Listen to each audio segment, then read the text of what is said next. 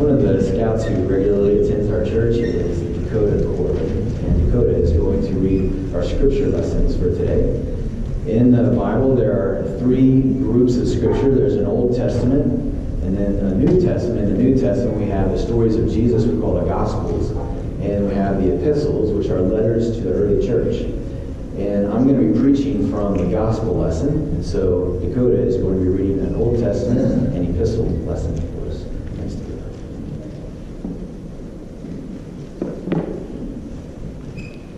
Old Testament reading, Isaiah 40, 21 through 31. Haven't you heard? Don't you understand? Are you deaf to the words of God? The words he gave before the world began? Are you so ignorant? God sits above the circle of earth. The people below him seem like grasshoppers to him. He spreads out the heavens like a curtain and makes his tent from them.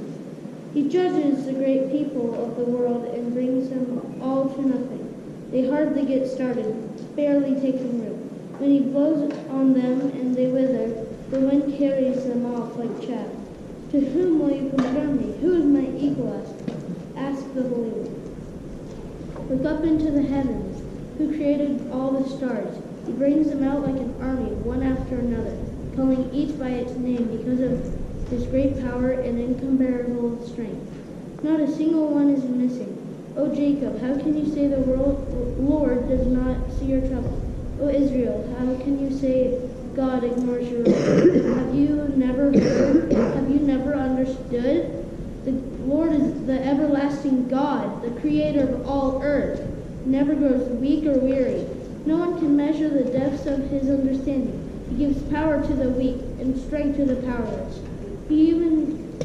Even youths will become weak and tired, and young men will fall in exhaustion. But those who trust in the Lord will find new strength. They will soar high on wings like eagles. They will run and not grow weary.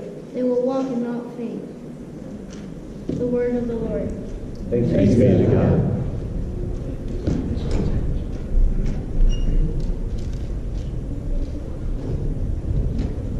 First Corinthians chapter 9, 16 through 23. Yet preaching the good news is not something I can boast about. I am compelled by God to do it. How terrible for me if I didn't preach the good news. If I were doing this on my own initiative, I would deserve payment, but I have no choice, for God has given me this sacred trust. What then is my pay? It is the opportunity to preach the good news without charging anyone. That's why I never demand my rights when I preach the good news.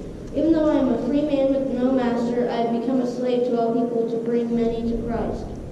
When I was with the Jews, I lived like a Jew to bring the Jews to Christ. When I was with those who follow the Jewish law, I too lived under that law. Even though I'm not subject to the law, I did this so I could bring to Christ those who are under the law. When I'm with the Gentiles who do not follow the Jewish law, I too live apart from that law so I can bring them to Christ. But I do not ignore the law of God. I obey the law of Christ. When I'm with those who are weak, I share their weakness, for I want to bring the weak to Christ.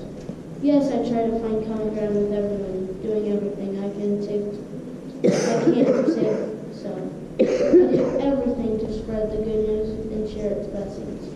The word of the Lord. Thanks be to God.